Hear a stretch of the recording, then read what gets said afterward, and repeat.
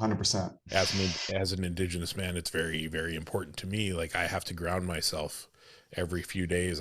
We have a little river that's just down the street. I have to put my feet in the water, and I have to like just sit and be one with my thoughts, and connect myself to Mother Earth, because without Mother Earth we have nothing. It's been really great to actually watch a lot of, I mean, I don't know where it's going to go soon, but in the last few years, there have been a lot of parks that have been inviting the indigenous populations that were displaced to make the parks back to be a part of it, or giving them a little more of their historical access for ceremony and stuff like that. So there has been, things have gotten better. They're nowhere near where they need to be, as far as like repatriation of that land and those spaces, but small victories. But yeah, like that's such an important thing. And like I can go out and connect, and like I went swimming east of town last night. It felt nice, but like that connection is different for me than for you. Yeah. And we can both enjoy that in very different ways, but it's important to understand how crucial that is to the indigenous populations, that they have access to those places and those spaces to do that without being told to leave or pay a fee or yeah.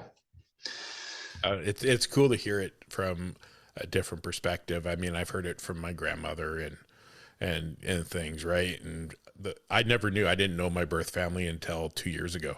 So I was searching my whole life for where I was from. I had no clue, and it turns out that I happened to move 2 hours away from where that was. So it was a Very lucky, yeah. like for us on Tuesday is the National Day of Truth and Reconciliation. So it's actually it's a people look at it as a holiday day, which makes my brain hurt. But for me, it's a day to remember, because it started with finding 215 unmarked graves at where the Kamloops Residential School was. My grandmother escaped Kamloops Residential School. Her family, some of her family members did not make it home.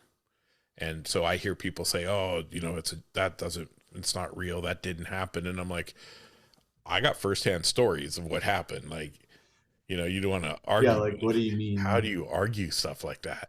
So Yeah, and like you don't want to be a I don't want to be a total buzzkill sometimes, but like those stories are important. Like, and I have friends who have family members who escape boarding schools, and we have our own incredibly fraught history of that in the United States. And no, Canada is not